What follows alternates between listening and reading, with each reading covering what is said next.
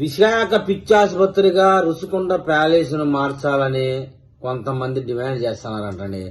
ఇది వినడానికి విచిత్రంగా ఉన్నా చూద్దాం ఇందులోని ముఖ్యాంశాలు. గత జగన్మోహన్ రెడ్డి పాలనలో రుషికొండను గుండు కొట్టించి మొత్తం 52 ఎకరాల విస్తీర్ణంలో హరిత రిసార్ట్స్ అనేది ఉన్నది తీసేసి గుండు చేసి 12 ఎకరాలకు సంబంధించి ప్యాలెస్ కట్టడం జరిగింది. అది ఖచ్చితంగా పిచ్చోడు నిర్మించిన ప్యాలెస్ అనే విశాఖపట్నం వాసులందరూ ఎద్దేవా చేస్తున్నారు. మెంటల్ హాస్పిటల్ గా మార్చాలని చెప్పేసి విశాఖపట్నం ప్రజలే ముఖ్యమంత్రిని డిమాండ్ చేస్తున్నారంట.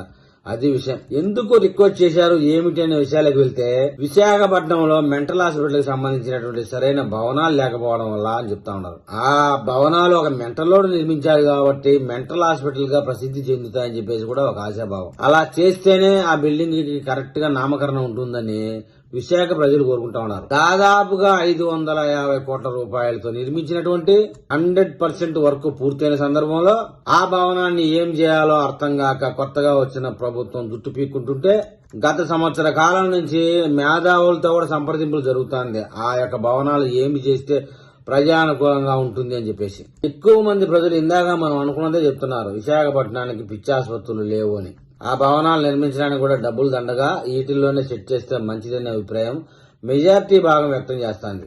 ఎవరైతే ఇక్కడికి మానసిక ఆరోగ్యాలతో వైద్యం పొందడానికి వస్తారో వారు కూడా మన వాళ్లే కాబట్టి సరైన గౌరవం ఇచ్చినట్లుగా ఉంటుంది అని చెప్పి కొంతమంది మాట్లాడుతున్నారు. వచ్చినోళ్లు చూస్తారు.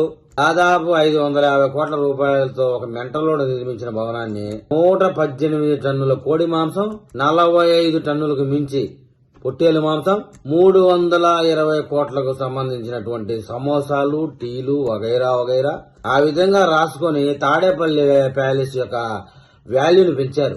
ఆ టైంలో ఒక పిచ్చోడికి ఒక పిచ్చిది కూడా తోడైంది. ఇటాలియన్ మార్బుల్ తో నిర్మించారు. ఒక స్క్వేర్ ఫీట్ వచ్చేసి 12,000 రూపాయలట. కమోడ్ అనేది చాలా చీప్ లో ఉంటాయి, చాలా కాస్ట్ లో ఉంటాయని నాకు ఇప్పుడే తెలిసింది. 25 లక్షల రూపాయలు విలువైన కమోడ్ చూద్దామంటే నాకు భాగ్యం కలగలేదు.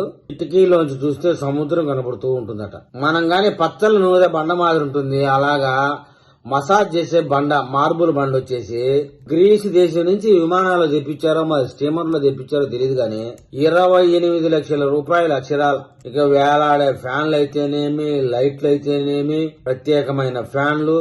ఇక ఆంధ్రప్రదేశ్ నాదే, ఎవడు రాడు నా జోలికి అన్నటువంటి ధైర్యంతో జగన్మోహన్ రెడ్డి ఖర్చు పెట్టడం జరిగింది. ఒక్కొక్క విశాలమైన గది వెడల్పు 6,000 చదరపు అడుగుల గదులు. హైదరాబాద్ లో పలక్నామా ప్యాలెస్ ని చాలా మంది చూసే ఉంటారు. ఆంధ్రప్రదేశ్ లో ఆ ప్యాలెస్ లేని లోటుని తీర్చిందని వైసీపీ నాయకులు చెప్తా ఉన్నారు. అందువల్ల ఖచ్చితంగా ఇది మెంటల్ ఆసుపత్రిగా మార్చాల్సిందేనని చెప్పేసి డిమాండ్ చేస్తా ఉన్నారు. దాని మీద ముఖ్యమంత్రి ఎలాంటి నిర్ణయం తీసుకోబోతా ఉన్నారు అనే విషయం పెద్ద పెద్ద మహానుభావులకి అర్థం కావడం లేదు. ఆ రుషికొండని ఎట్లా వాడుకోవాలని చెప్పేసి కనీసం దాన్ని రాష్ట్రపతి భవన్ గా మార్చేందుకు కూడా ఛాన్స్ లేదట. దీని మీద అతి త్వరగా చంద్రబాబు నాయుడు గారు ఏదో ఒక నిర్ణయం తీసుకోకపోతే దీని మెయింటెనెన్స్ ఖర్చే ఎక్కువ అయ్యేటట్టున్నది. ఎవరైతే జగన్మోహన్ రెడ్డి అనేవారు దాన్ని నిర్మించారో మళ్ళీ సీఎం అయితే మరి సీఎం క్యాంప్ కార్యాలయంగా మార్చే అవకాశం ఉంటుంది. వెంటనే నిర్ణయం తీసుకుని విజయవాడ మెంటల్ హాస్పిటల్ కి ఛాన్స్ ఇస్తే మంచిదని మరీ చెప్తా ఉన్నారు. రుషికొండ ప్యాలెస్ ని మెంటల్ ఆసుపత్రికి ఖచ్చితంగా మార్చాలి అని చెప్పేసి పౌర సంఘాలు కూడా డిమాండ్ చేస్తా ఉన్నాయి. దీని మీద విశాఖ ప్రజలు మీ మనసులో ఏది ఉంటే అది కామెంట్ చేయండి. మీ భవనాన్ని అంటే విశాఖపట్నం ఆంధ్రప్రదేశ్ అందరికీ భవనం, కానీ అది దానిలో ఏం పెట్టినా విశాఖ వాసులకే అందుబాటులో ఉంటుంది కాబట్టి అక్కడ ఏం చేస్తే బాగుంటుందని మీరు మెసేజ్ రూపంలో పెట్టండి.